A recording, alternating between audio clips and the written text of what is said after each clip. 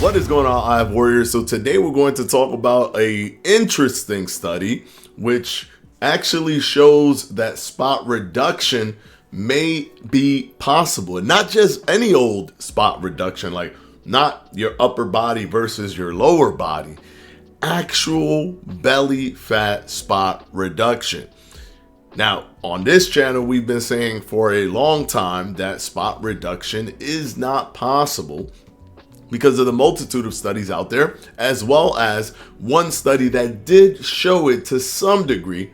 But even though there was a difference, it was simply between the lower body versus the upper body. It wasn't specifically targeted for a belly fat. So maybe you could reduce your arms a little bit more than you could reduce your legs, depending on if you work out your arms more aggressively than you work out your legs, and vice versa. But this one is tackling exactly right on the money what you care about, the belly fat. Let's go ahead and jump right into it. So this study was published in the Psychological Reports Journal, and it released in November of 2023, published in November of 2023, and was run by Matthias Forsberg, Brabekin, and colleagues.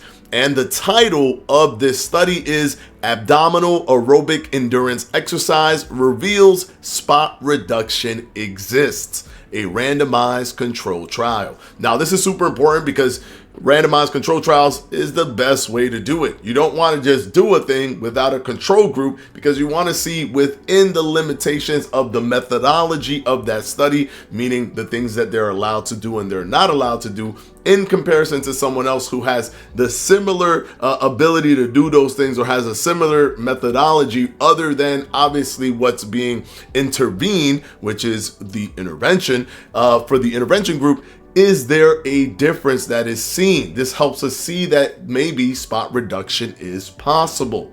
So what did they do? Now, there are already limitations right off the bat on this study. And the first limitation is the sample size. For example, there were only 16 participants and they were all male. So we don't know for sure if this can in fact be allocated or useful for women. But sometimes, even if you use male, some of the stuff are similar, the same way they sometimes use mice. And some of those things are similar with humans. Not all the time, but sometimes. And the case could be said, the same thing could be said for this one. Maybe not all the time, but maybe for this, it can relate. But we're going to have more studies in the future looking at not just male, but also female, to ensure that this can work for females as well. So they split them into groups of 8. There was 8 people in the intervention group, 8 people in the control group. So what did they do? They simply did exercise. And for the first time, which this actually kind of blows my mind that this hasn't been done in spot reduction studies, it's almost like they kind of threw it away and said, spot reduction is impossible. Therefore, we don't have to get more in depth with how we do this study design. We just know that it doesn't work. But this study actually tried to make it as similar as possible to the control with the control group versus the intervention group in terms of what they do for energy expenditure exercise. So as similar as possible, minus obviously the difference, which is abdominal exercise. It's that simple, guys.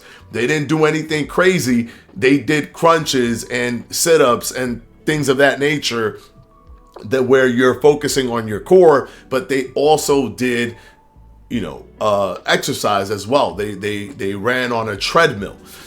So in terms of energy expenditure, it was exactly the same. They burned the same amount of calories with both the control group and the intervention group. But the intervention group actually lost more belly fat than the control group. The study states trunk fat mass decreased more in AG, and AG is the abdominal endurance exercise group, versus CG, which is the control group, that had no change. Total fat mass was pretty similar across the groups, but the belly fat or the trunk fat was reduced more in the abdominal endurance exercise group. So the abdominal the abdominal endurance exercise utilized more local fat than treadmill running, indicating that spot reduction exists in adult males.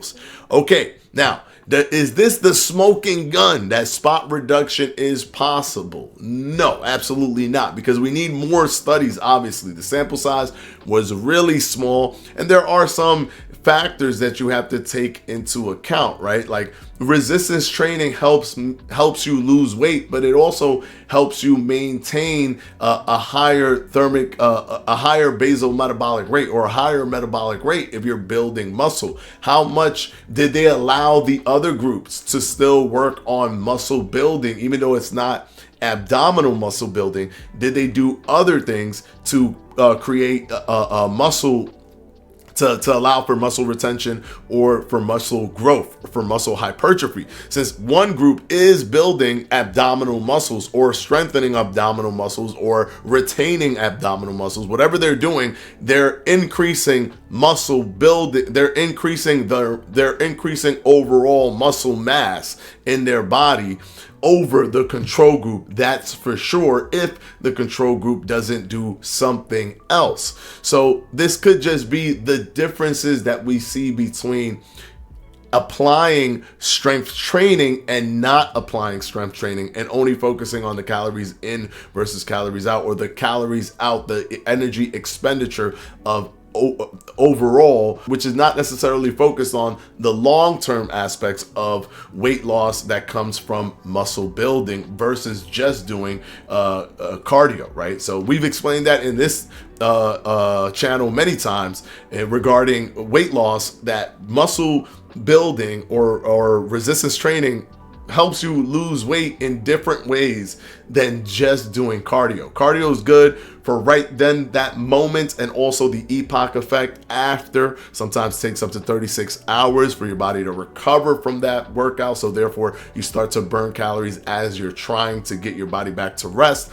But with muscle building or muscle resistance training, or muscle retention and resistance training, what you do is you're increasing your metabolic rate. So now when you eat something, you have a higher energy output simply from the muscles that you're carrying, because lean mass is the primary driver for your metabolic rate. And the way you manipulate your lean mass is by increasing your muscle mass. That's how you do it. So we still have to do more studies, but this is an interesting study design, because no other researcher has ever tried to mimic almost exactly to a T what the participants are doing for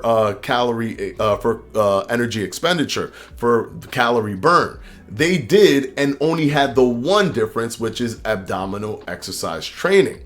And that showed that although there were no difference in calorie loss at all or energy expenditure overall, they still lost more belly fat than the other group, than the control group. And that to me is incredibly interesting.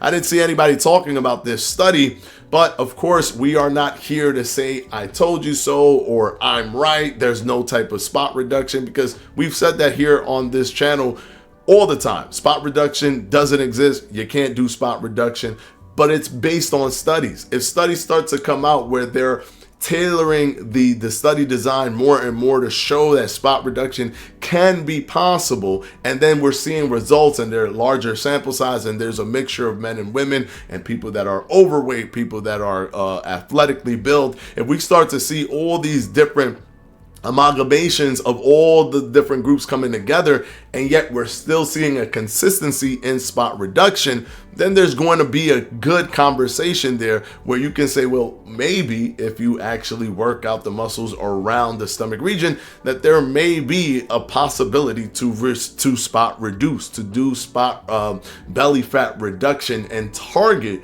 your belly fat, which will be super helpful if this is the case. Let me know what you guys think down in the comment section below. Of course, down in the description box, we will have the study for you, so you can take a look at it for yourself. It's a good read if you want to go through the entire process and see exactly how much they lost between both groups. But I thoroughly enjoy when researchers try to see what can happen, as opposed to just conceding and never attempting different methodologies and different styles to figure out, or different study designs to figure out if something can actually happen. If they would have done that with fasting, we wouldn't have gotten all of the breadth of data that we have now for intermittent fasting. Anyways, guys, until the next one, peace out.